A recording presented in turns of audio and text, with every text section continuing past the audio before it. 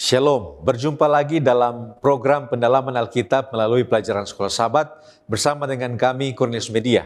Kita tiba pada pelajaran yang keempat dengan judul Allah Pengasih dan Penyayang. Kiranya kita sudah membaca dan mempelajari Sekolah Sabat kita masing-masing, sehingga diskusi ini boleh menambah dan memperdalam pengetahuan kita tentang topik pekan ini. Sebelum kita lanjutkan, mari kita berdoa. Bapa kami yang bersemayam di dalam kerajaan surga, terima kasih untuk berkat yang Tuhan berikan dalam kehidupan kami. Saat ini Tuhan, manakala kami akan membahas pelajaran Sekolah Sabat pekan ini, berikan kami hikmat agar kami dapat memahami apa yang Tuhan maksudkan dalam kehidupan kami. Inilah doa kami Tuhan, terima kasih. Di dalam nama Yesus kami sudah berdoa. Amin. Diskusi pelajaran Sekolah Sabat kali ini saya, Pendeta Felix Gosal, akan ditemani dengan Pendeta Widodo Purwanto. Dan mari kita lihat diskusi pelajaran Sekolah Sabat kita akan dibagi dalam 4 bagian. Yang pertama kita akan melihat dasar Alkitabiah, kemudian kita akan menggali makna ayat hafalan, dan sesudah itu kita akan membahas pertanyaan-pertanyaan yang muncul dari hari per hari. Dan yang keempat, kita akan mempelajari aplikasi atau penerapan dari pelajaran pekan ini. Mari pertama-tama kita lihat dasar firman Allah. Yang pertama, Mazmur pasal 103 ayat 13. Dalam pasal ini kita dapat melihat sama seperti seorang ayah yang menunjukkan belas kasihan kepada anak-anaknya, demikian juga Tuhan menunjukkan belas kasihan kepada mereka yang takut kepadanya.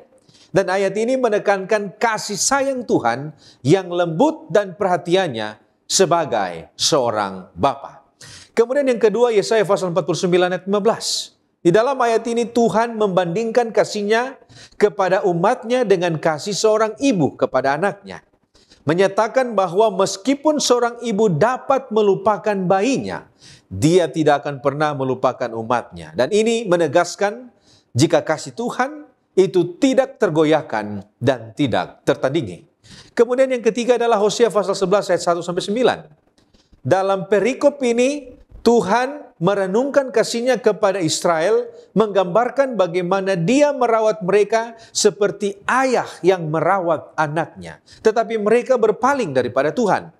Meskipun mereka memberontak, tetapi hati Tuhan tergerak dengan belas kasihan, dan di sini Tuhan memilih untuk tidak menghancurkan mereka, tetapi sebaliknya menunjukkan kemurahannya yang abadi.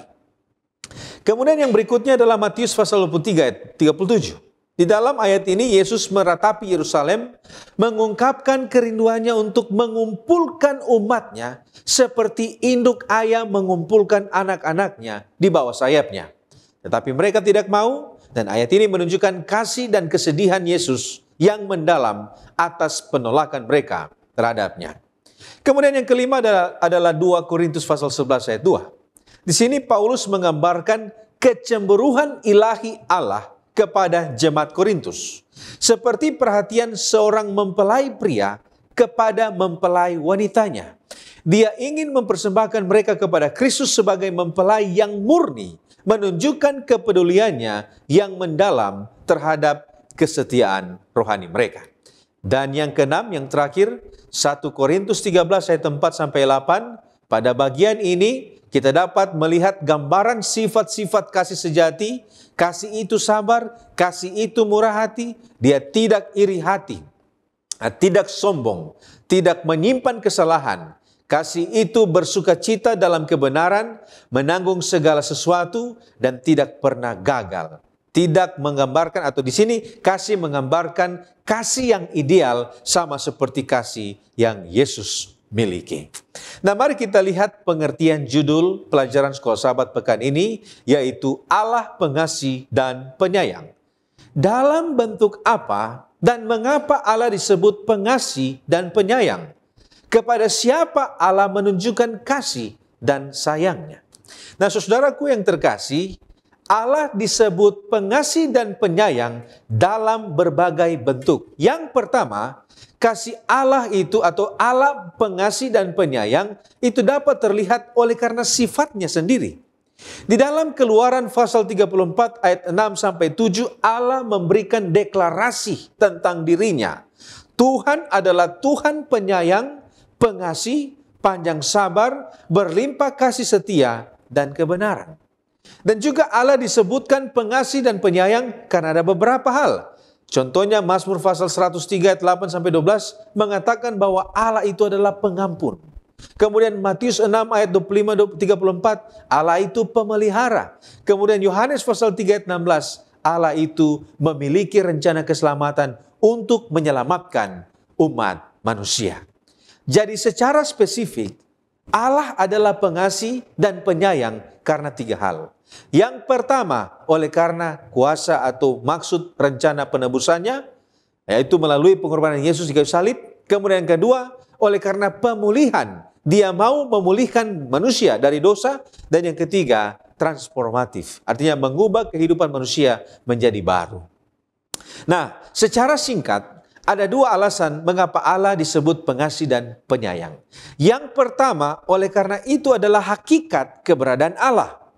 Nah, menurut World Biblical Commentary yang mengomentari 1 Yohanes pasal 4 ayat 8, menjelaskan jika kasih adalah esensi dari karakter Allah. Dan dengan cara yang sederhana, kita dapat pahami bahwa Allah bukan sekedar memiliki kasih, tetapi Allah itu adalah kasih. Kemudian faktor yang kedua kenapa Allah itu penyayang dan pengasih, oleh karena relasi atau hubungannya dengan ciptaannya. Allah menciptakan manusia dalam hubungan yang intim. Nubuat mengatakan di dalam buku Jejak Sang Pedagang. Di sana dikatakan bahwa kasih Allah tidak bergantung pada kelayakan manusia. Oleh karena itu, kepada siapa Allah menunjukkan kasih dan sayangnya? Nah, saudara, Allah menunjukkan kasih dan sayangnya kepada paling sedikit 2 kelompok. Yang pertama itu secara universal, yaitu seluruh umat manusia, Yohanes 3 ayat 16. Dan ketika Allah memberikan ini, dia memberikan kasihnya tanpa pandang ras, tanpa pandang status sosial, tanpa memandang latar belakang. Expositors komentari menekankan bahwa kasih Allah itu inklusif, artinya untuk semua orang. Tetapi yang kedua, Alkitab juga menjelaskan, selain kasih ini ditujukan kepada semua umat manusia, kasih Allah juga menjadi khusus dan spesial bagi umatnya. Ulangan pasal 7 ayat 9 dikhususkan kepada orang yang taat. Kemudian Lukas pasal 15 ayat 11 sampai 32, perumpamaan anak yang hilang, kasihnya juga dikhususkan bagi orang berdosa yang bertobat. Kemudian Mazmur pasal 34 ayat 18, kasihnya juga dikhususkan kepada mereka yang lemah dan tertindas. Oleh karena itu, secara sederhana, dapat kita katakan jika dimensi kasih Allah adalah unik karena 3 faktor. Faktor yang pertama, oleh karena Allah memiliki kasih yang kreatif. Artinya, korektif, bukan kreatif, korektif. Artinya, mendisiplinkan untuk menumbuhkan rohani. Itu yang pertama. Yang kedua adalah Allah memiliki kasih yang transformatif. Artinya kasih itu mengajak kita atau mengarahkan kita untuk perubahan kehidupan kita. Dan yang terakhir adalah kasih Allah itu memiliki kasih yang kekal. Artinya kasih ini tidak berkondisi atau unconditional, tidak pernah berubah. Itu adalah kasih yang kekal. Nah, mari kita tiba pada ayat hafalan kita, ayat inti kita terdapat di dalam Yesaya pasal 49 ayat 15. Dalam ayat ini dikatakan, dapatkah seorang perempuan melupakan bayinya, sehingga ia tidak menyayangi anak dari kandungannya? Sekalipun dia melupakannya, aku tidak akan melupakan engkau. Nah, mari kita lihat dalam konteks apa dan kepada siapa nats ini diberikan. Nah, saudara, banyak orang Kristen percaya jika Yesaya pasal 49 ini ditulis oleh seorang yang hidup di masa pembuangan, yang dikenal dengan nama Deutero Yesaya atau Yesaya yang kedua. Tetapi kita percaya jika Yesaya sendirilah yang menuliskan kitab ini.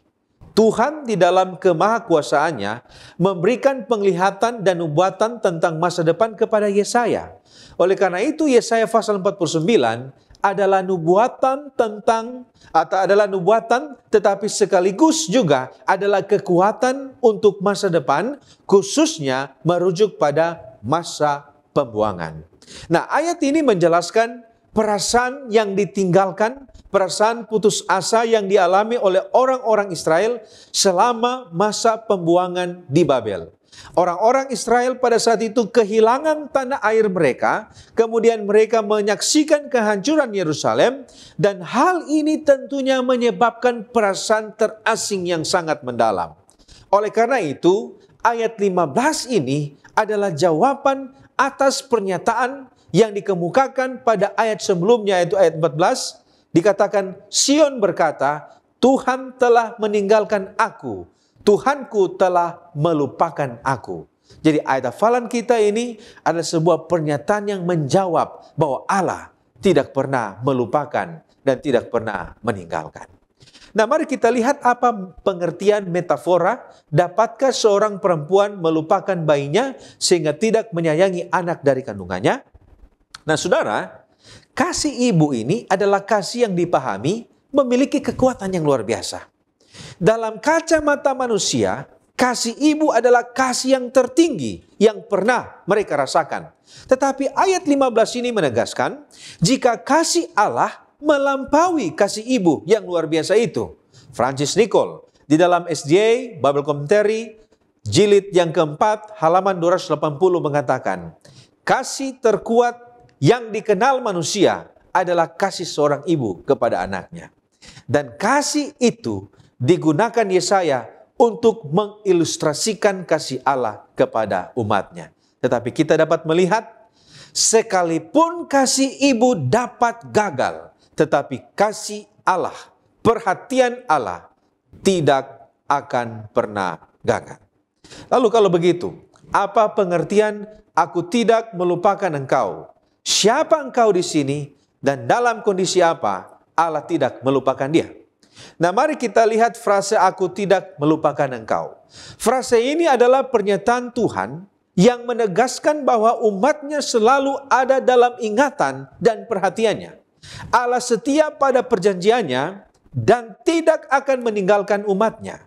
Frase aku tidak melupakan engkau adalah jaminan pemeliharaan dan kasih Tuhan yang tidak pernah gagal. Dan hal ini menunjukkan bahwa kasih Tuhan itu tidak tergantung pada kondisi atau perilaku manusia, tetapi pada sifatnya yang setia, karena Allah itu adalah Allah yang penuh kasih. Sedangkan frase atau kata engkau di sini merujuk kepada bangsa Israel. Mereka adalah umat pilihan Allah yang sedang berada pada kondisi penderitaan di pembuangan. Lantas, dalam kondisi apa Allah tidak melupakan? Nah, saudara-saudara, Allah tidak melupakan umatnya meskipun mereka telah memberontak. Bahkan dalam kondisi pembuangan dan juga penderitaan, kasih Allah tetap setia dan aktif memulihkan mereka. Step to Christ halaman 100 mengatakan, kasih Allah itu tetap setia. Bahkan ketika kita merasa jauh daripadanya, Dia tidak pernah melupakan atau meninggalkan anak-anaknya. Dan kasih-Nya melampaui segala pemahaman manusia. Sekarang kita berpindah kepada pokok pembahasan lebih dari kasih seorang ibu. Bagaimana Allah mengasihi kita? Apa yang Allah lakukan dalam mengasihi kita? Dalam konteks pelajaran hari Minggu, ada 3 ayat Alkitab yang digunakan untuk menggambarkan kasih Allah. Yang pertama, Mazmur 103 ayat 13, di mana kasih Allah digambarkan seperti kasih Bapa kepada anak-anaknya. Yang kedua, Yesaya 49 ayat yang ke-15. Kasih Allah di sini digambarkan seperti kasih sayang seorang ibu bagi anaknya. Kemudian yang ketiga, Yeremia 31 ayat yang ke-20. Kasih Allah kepada umatnya digambarkan seperti kasih orang tua bagi anak kesayangannya. Allah mengasihi kita dengan berperan sebagai orang tua bagi kita. Bahkan ditekankan lebih dari kasih seorang ibu.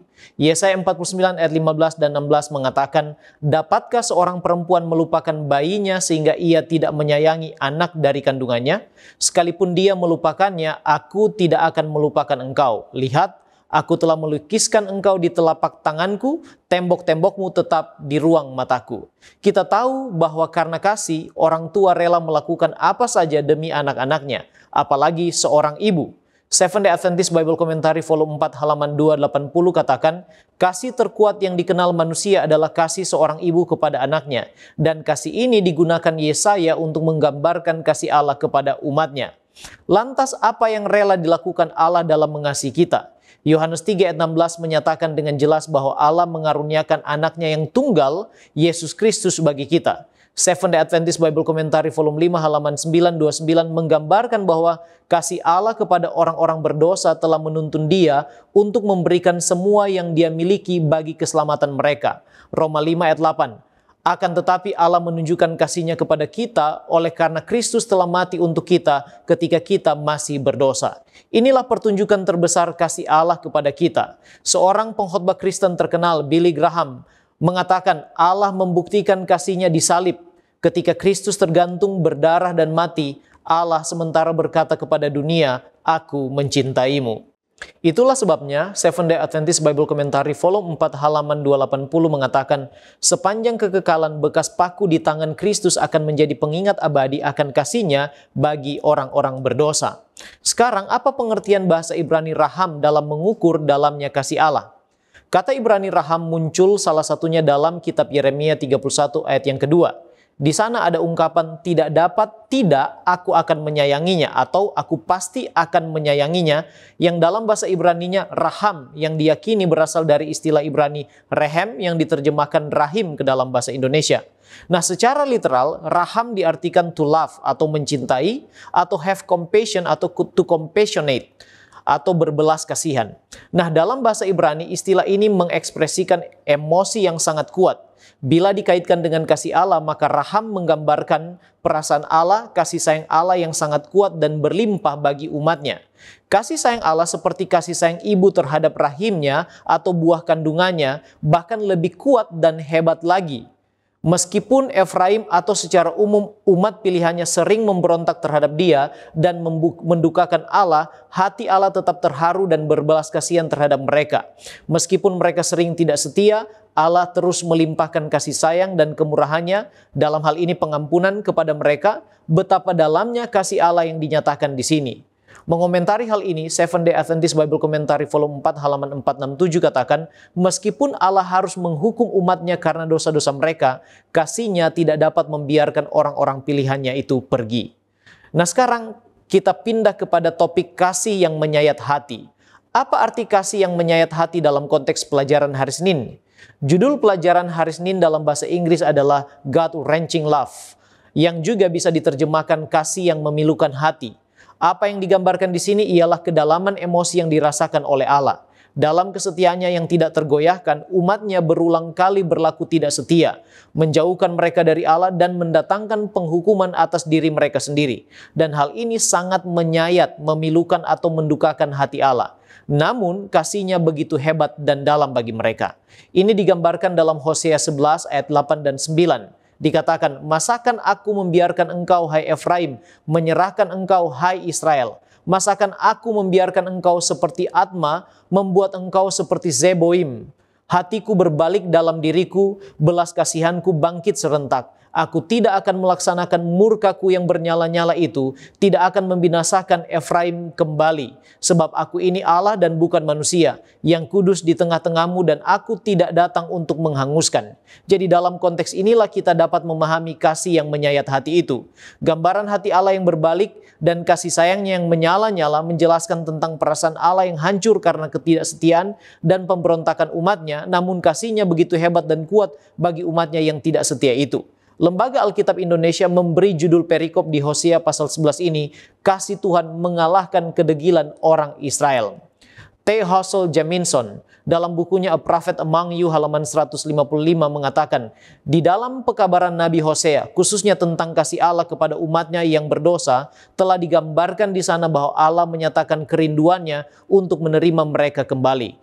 Kemudian Seventh-day Adventist Bible Commentary volume 5 halaman 922 menambahkan, jika kasih Allah pada awal ketertarikannya kepada Israel adalah sesuatu yang agung dan mulia, maka kasih itu kini menjadi lebih agung lagi, yaitu dalam bentuk belas kasihan, di mana Tuhan menolak untuk melepaskan umatnya yang sama sekali tidak layak menerima kasih yang telah Ia tunjukkan kepada mereka.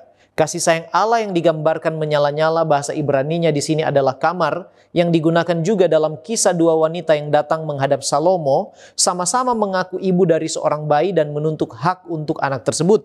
Ketika Salomo memerintahkan bayi itu dipotong jadi dua, reaksi emosional sang ibu kandung tidak rela anaknya terluka. Inilah gambaran kasih yang menyayat hati tersebut. Nah, mengapa Allah mengasihi umatnya tapi membiarkan manusia susah dan seperti Hosea dipandang rendah? Kasih dan kesetiaan Allah kepada umatnya itu tidak tergoyahkan. Fakta bahwa mereka atau umat Allah mengalami kesusahan dan dipandang sebelah mata adalah sebenarnya konsekuensi dari dosa, pemberontakan, dan ketidaksetiaan mereka sendiri. Dalam buku Prophets and Kings halaman 297, di sana dikatakan, seandainya saja bangsa Israel mengindahkan pesan-pesan para nabi, mereka akan terhindar dari penghinaan yang terjadi kemudian. Karena mereka tetap bersikeras untuk berpaling dari hukumnya, Allah terpaksa membiarkan mereka pergi ke pembuangan. Jadi Allah itu penyayang, namun tidak mengesampingkan keadilan. Keluaran 34 ayat 6 dan 7 bagian A katakan, Tuhan Allah penyayang dan pengasih, panjang sabar, berlimpah kasihnya dan setianya, yang meneguhkan kasih setianya kepada beribu-ribu orang, yang mengampuni kesalahan, pelanggaran dan dosa, tetapi tidaklah sekali-kali membebaskan orang yang bersalah dari hukuman. Jadi akibat dosa, umat Allah telah mengambil posisi dalam kejatuhan dan kehinaannya. Namun Nabi Hosea yang dipandang rendah menunjuk kepada Kristus yang mengambil kehinaan manusia akibat dosa ke atas dirinya sendiri. Yesaya 53 ayat 3 dan 4 gambarkan, ia dihina dan dihindari orang, seorang yang penuh kesengsaraan dan yang biasa menderita kesakitan. Ia sangat dihina sehingga orang menutup mukanya terhadap dia, dan bagi kita pun dia tidak masuk hitungan. Tetapi sesungguhnya penyakit kitalah yang ditanggungnya dan kesengsaraan kita yang dipikulnya, padahal kita mengira dia kena tulah, dipukul dan ditindas Allah. God's Amazing Grace halaman 74 katakan, kasih Allah telah dinyatakan dalam keadilannya dan juga belas kasihannya. Melalui Yesus, belas kasihan Allah dinyatakan kepada manusia, tetapi belas kasihan tidak mengesampingkan keadilan. Allah tidak mengubah hukumnya, tetapi Dia mengorbankan dirinya sendiri di dalam Kristus untuk penebusan manusia. Melalui kehidupan dan kematiannya, Kristus membuktikan bahwa keadilan Allah tidak menghancurkan belas kasihannya, tetapi bahwa dosa dapat diampuni dan bahwa hukum Taurat itu benar dan dapat ditaati dengan sempurna. Baik, kita tiba pada pokok diskusi mengenai kasih sayang Yesus. Nah, apa bentuk kasih sayang Yesus dulu dan saat ini yang bisa kita rasakan? Nah, saudaraku yang terkasih, kasih sayang Yesus selama masa pelayanannya di dunia ini terlihat melalui tindakan nyata, seperti menyembuhkan orang, baik yang sakit, kemudian mengusir setan, kemudian memberi harapan kepada orang pinggiran, bahkan juga membangkitkan orang. Kemudian Yesus juga menunjukkan kasih-Nya yang tak bersyarat dengan pengorbanan dirinya di kayu salib untuk menebus dosa umat manusia, dan ini merupakan bentuk yang sempurna kasih tanpa syarat. Nah, lalu kemudian saat ini kasih Yesus itu masih tetap dirasakan. Walaupun Yesus sudah tidak ada bersama-sama dengan kita, tetapi Yesus mengutus Roh Kudus, Parakletus, yang bekerja dalam hidup orang percaya, kemudian memberikan penghiburan, memberikan kekuatan, memberikan dorongan untuk mengasihi sesama seperti Yesus telah mengasihi kita. Nah, kalau begitu, saat Yesus di dunia ini, Yesus itu tergerak hatinya dengan belas kasihan untuk menolong berbagai kesulitan manusia. Kemudian, saat ini, di mana hati Yesus yang tergerak menolong manusia dari ancaman kesulitan, kesengsaraan, dan penderitaan yang dihadapi oleh manusia pada saat ini? Nah, saudaraku yang terkasih, sekalipun Yesus tidak secara fisik hadir di dunia saat ini, tetapi hatinya tetap tergerak melalui tindakan kasih yang dilakukan oleh orang-orang percaya dan juga jemaat. Melalui pelayanan sosial, kemudian penghiburan bagi yang berduka, kemudian dukungan bagi mereka yang dalam kesulitan. Ini semua sementara mencerminkan kasih Yesus yang terus diwujudkan di dalam kehidupan umat-umat Allah. Nah, secara sederhana kita bisa pahami jika orang-orang di sekitar kita, bahkan kita sendiri, dapat berperan sebagai alat Tuhan untuk menolong sesama dari kesulitan dan penderitaan. Nah, kemudian Allah yang cemburu. Mari kita lanjut kepada pokok diskusi Allah yang cemburu.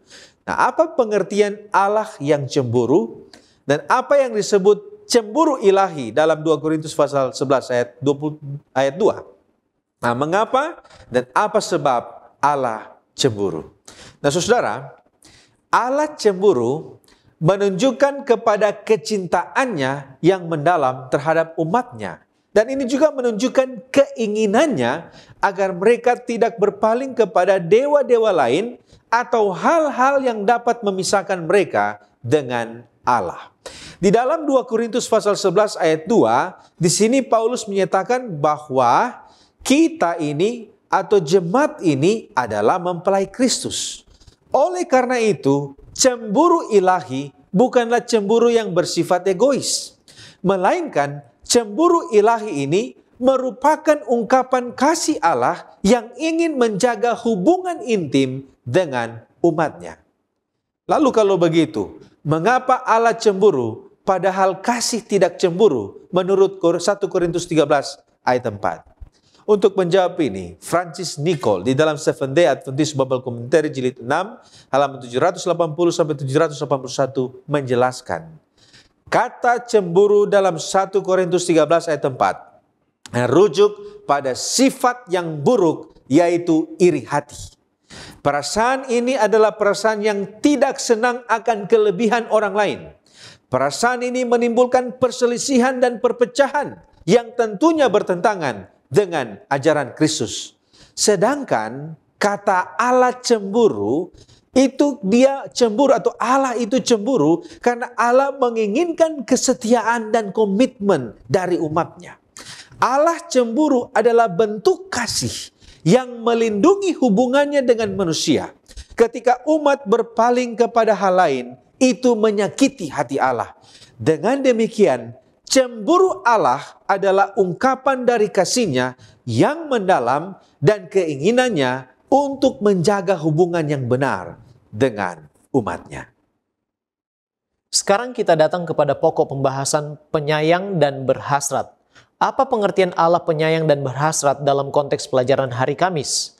Dalam konteks pelajaran hari Kamis, pengertian Allah yang penyayang dan berhasrat adalah bahwa kasih Allah itu lahir dari hatinya yang melibatkan emosi atau perasaan yang kuat dan mendalam bagi umatnya. Hal ini digambarkan jelas dalam diri Yesus Kristus.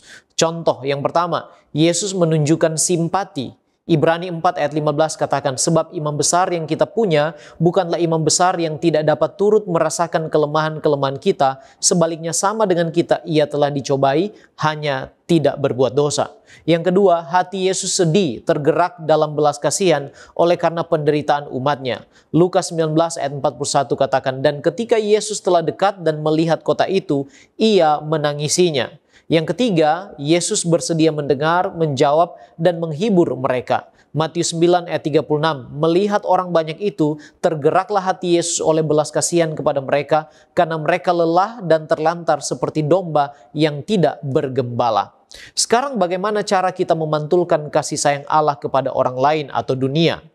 Yang perlu digarisbawahi adalah bahwa untuk dapat memantulkan kasih sayang Allah kepada orang lain atau kepada dunia, kita memerlukan kuasa Roh Kudus. Roma 5 ayat 5 mengatakan, dan pengharapan tidak mengecewakan karena kasih Allah telah dicurahkan di dalam hati kita oleh Roh Kudus yang telah dikaruniakan kepada kita. Tanpa Roh Kudus, kita tidak akan mungkin memantulkan kasih Allah kepada orang lain. Dalam buku In Heavenly Places halaman 94 dikatakan sebagai orang Kristen kita harus memuji Tuhan lebih dari yang kita lakukan. Kita harus membawa lebih banyak kecerahan kasih-Nya ke dalam hidup kita. Ketika kita memandang Yesus dengan iman, sukacita dan damai sejahtera-Nya tercermin di wajah kita. Betapa kita harus sungguh-sungguh berusaha untuk menghubungkan diri kita dengan Allah sehingga wajah kita dapat memantulkan cahaya kasih-Nya.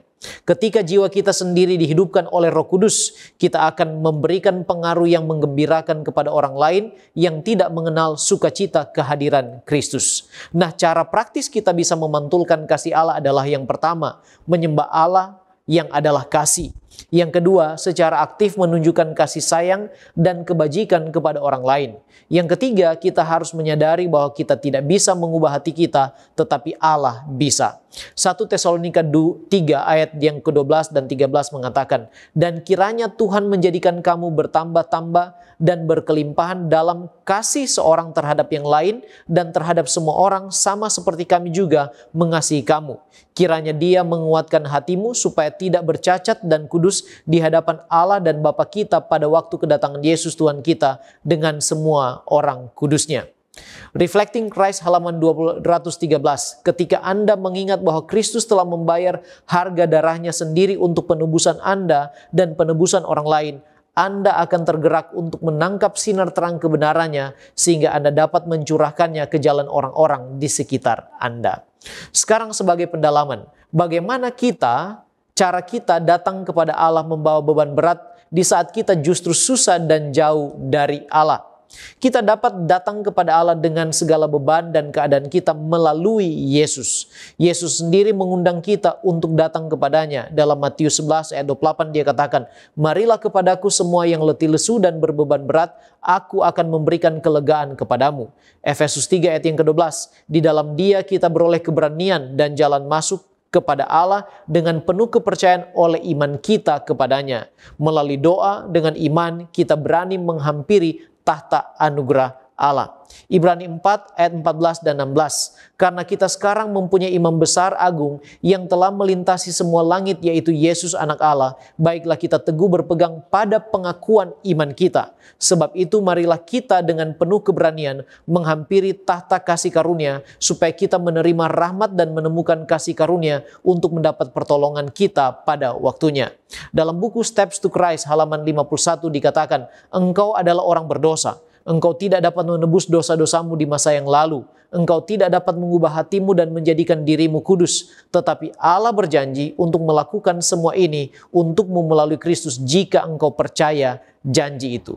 Dan bagaimana cara Allah mengatasi kemiskinan dan memberi kasih karunia-Nya kepada kita? Jawabannya sama, adalah melalui Kristus. Efesus 1 ayat 3, 7, dan 8 mengatakan, "Terpujilah Allah dan Bapa Tuhan kita Yesus Kristus, yang dalam Kristus telah mengaruniakan kepada kita segala berkat rohani di dalam sorga. Sebab di dalam Dia dan oleh darahnya kita beroleh penebusan, yaitu pengampunan dosa, menurut kekayaan kasih karunia-Nya, yang dilimpahkannya kepada kita dalam segala hikmat dan pengertian."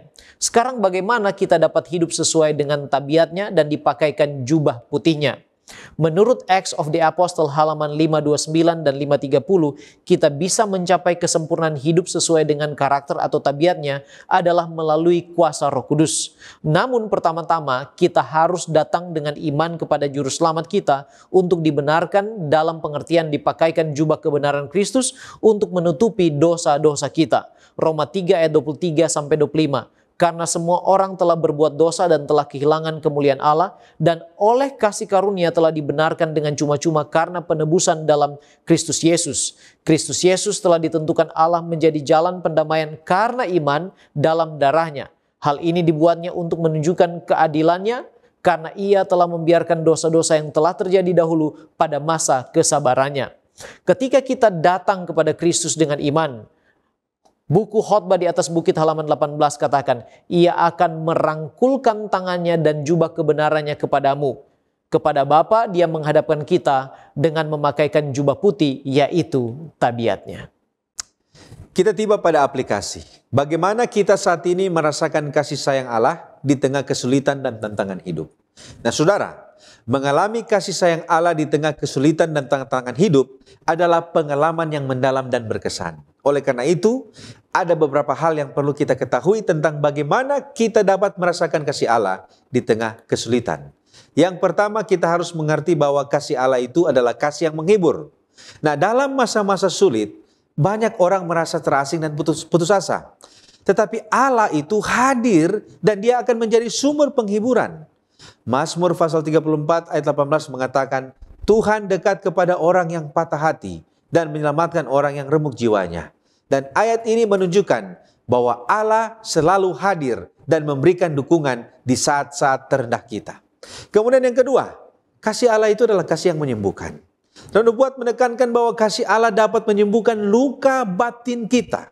Di sana dikatakan bahwa hanya ada satu obat untuk itu, yaitu sentuhan kasih Allah yang tak bersyarat dalam Yesus Kristus. Oleh karena itu, saat kita membuka hati kita kepada Tuhan dan membiarkan Tuhan menjamah luka-luka kita, kita akan mengalami pemulihan. Kemudian yang ketiga, kasih Allah adalah kasih yang memberikan pengharapan. Kita bisa rasakan dalam kehidupan kita. Kasih Allah tidak hanya menghibur dan juga menyembuhkan, tetapi juga memberikan harapan untuk masa depan. 2 Korintus pasal 1 ayat 3 dan 4, Paulus menyebut Allah sebagai Bapa segala penghibur. Menghibur kita dalam segala kesukaran kita, sehingga kita dapat penghiburan. Dan juga kita dapat menghibur orang lain yang sementara patah hatinya. Nah kemudian saudara, kasih Allah ini adalah sempurna, tanpa syarat, selalu siap untuk memberikan penghiburan, kekuatan kepada mereka yang dalam kesulitan, dan Allah selalu setia dan penuh belas kasihan. Kalau kita merasakan duka cita, lalu kita mendapatkan kekuatan, itu adalah salah satu bukti dari kasih Allah yang dapat kita nikmati hari ini. Kalau kita melihat bahwa hari ini kita masih diberikan nafas kehidupan, masih diberikan pekerjaan, masih diberikan berkat Tuhan, itu adalah bukti kita masih merasakan kasih Allah sampai saat ini. Nah, kalau begitu, apa tips rohani untuk mengalami kasih Allah? Yang pertama, mari berdoa secara teratur. Luangkan waktu untuk berdoa, berbicara kepada Tuhan tentang kesulitan kita, dan biarlah itu akan kita alami dalam kehidupan kita, kita melihat doa-doa kita akan dijawab oleh Tuhan. Kemudian yang kedua, baca Alkitab. Baca Alkitab secara teratur, dan kita akan menemukan janji-janji Tuhan tentang kasih dan penghiburan. Yang ketiga, mari kita terlibat dalam komunitas. Bergabung dengan komunitas. Lalu di sana kita akan mendapatkan pengalaman, saling mendukung, dan iman kita dikuatkan. Yang keempat, melayani sesama. Terlibat dalam pelayanan, membantu orang lain dalam kesulitan. Dan ini akan menjadi salah satu cara sehingga kita dapat merasakan kasih Allah dalam kehidupan praktis kita. Dan yang terakhir, mari kita lakukan refleksi pribadi. Luangkan waktu untuk merenungkan pengalaman hidup kita selama ini. Dan kita akan melihat bagaimana Allah telah bekerja. Bahkan dalam keadaan sulit sekalipun, Allah ada di sana dan telah membantu kita. Ya, dan sebagai penutup, bagaimana caranya atau apa yang harus kita lakukan agar kita mendapat kasih sayang Allah? Tidak ada yang bisa kita lakukan agar mendapatkan kasih Allah, karena Allah adalah kasih menurut 1 Yohanes 4 ayat yang ke-8. Kasihnya kekal dan tidak bersyarat. Namun demikian dia mengharapkan kita untuk merespon kasihnya dengan iman, sebab tanpa respon positif, kasih yang dianugerahkannya menjadi tidak berarti bagi kita secara pribadi. Pena inspirasi dalam buku Lift Him Up halaman 279 katakan bahwa yang kita perlukan adalah mengenal Allah dan kuasa kasih-Nya seperti yang telah dinyatakan di dalam Kristus melalui pengetahuan yang bersifat eksperimental. Kita harus menyelidiki kitab suci dengan tekun dan penuh doa. Pemahaman kita harus dipercepat oleh Roh Kudus dan hati kita harus diangkat kepada Allah dalam iman dan pengharapan serta pujian yang terus-menerus. Hasil kasih Allah dalam hidup kita adalah kita tidak lagi hidup dalam dosa. Roma 6 ayat 1 dan 2 mengatakan, jika demikian, apakah yang hendak kita katakan? Bolehkah kita bertekun dalam dosa supaya semakin bertambah kasih karunia itu? Sekali-kali tidak. Bukankah kita telah mati bagi dosa? Bagaimanakah kita masih dapat hidup di dalamnya?